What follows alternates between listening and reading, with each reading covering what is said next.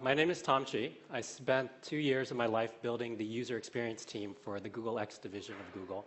And it's a place I affectionately called the Department of Science Fiction because of the futuristic nature of the types of projects we took on.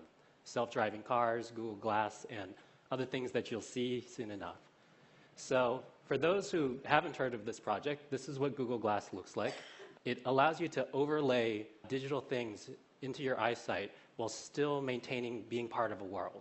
So if I were to pull out my cell phone and look into it, I'm basically out of this world now. Like I'm in my own little cell phone, tablet world, what have you. But Google Glass has the vision of allowing us to continue to be in the world, but also have access to the digital things that we need and we love.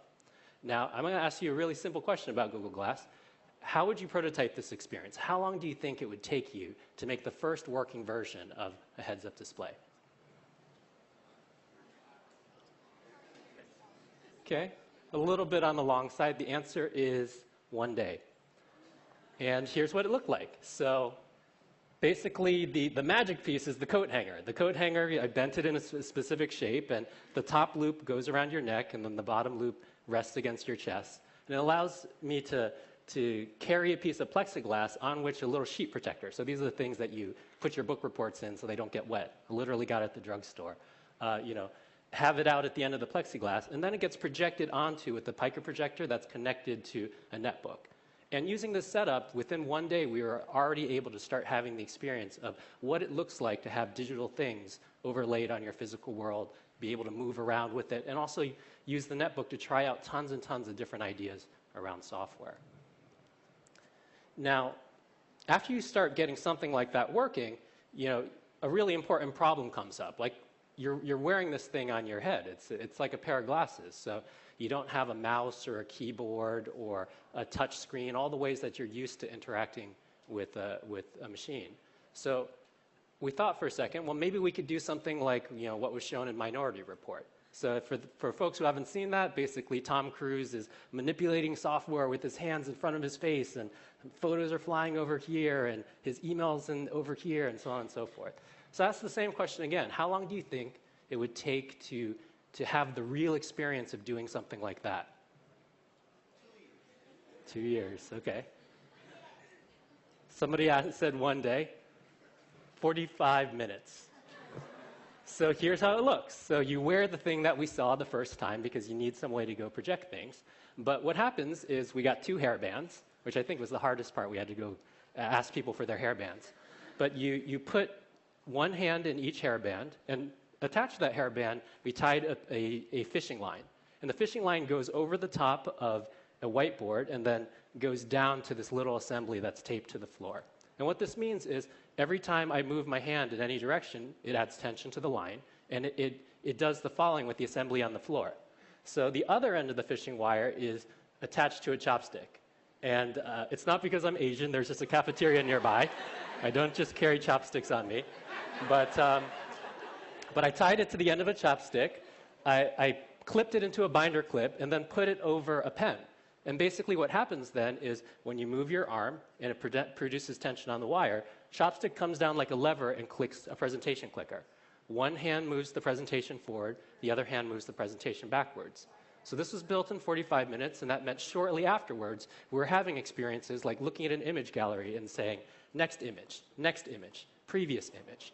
Or looking at our emails and saying, let me click into this email. Let me click reply now. And this was exactly the experience of what it was like to go control software with your hands. And ultimately, what it taught us is we probably shouldn't have this in the product. We learned a lot of things about the social awkwardness of it and some of the ergonomic aspects of it that you couldn't have figured out ahead of just thinking about it.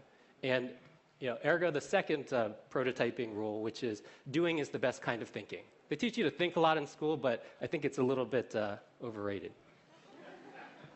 Now, last example, actually, Google's not the first team that's tried to go make something like this. If you search for heads-up display, you get tons of images of teams that have built various systems like this. But I can tell you at a glance that none of these pieces of hardware are comfortable to wear for more than 15 minutes, except for maybe the helmet over there.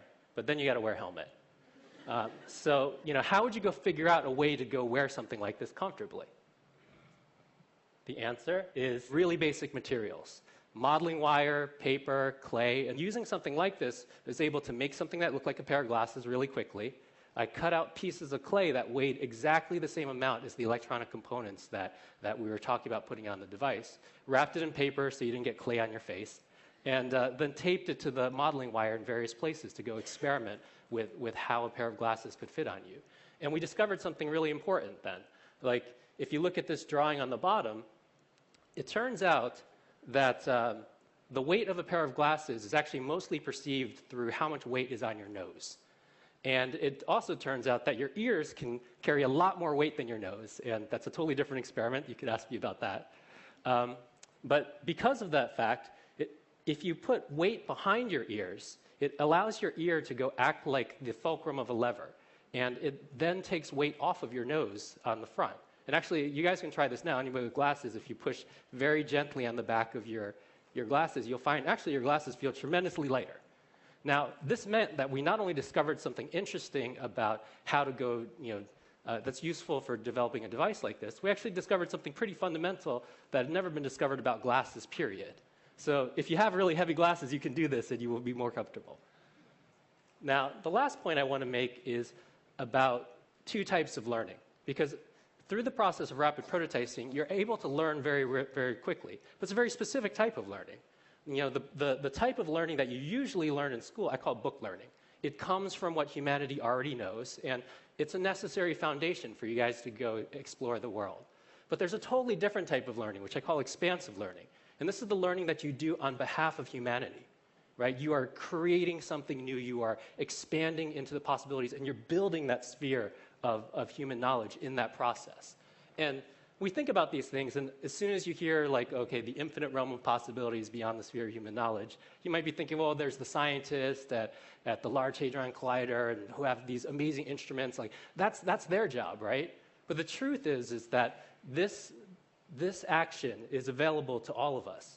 It's not just for the scientists, it's also for the poet or the songwriter that expresses an emotion for the first time in a unique way. It's also for the person that has an amazing business idea that they're certain can help millions of lives. And it's the realm of using paper, clay, and tape in order to go find a new insight in an ancient technology. So now that you guys know a lot about rapid prototyping, I'm excited to see what you'll do with it. Thank you.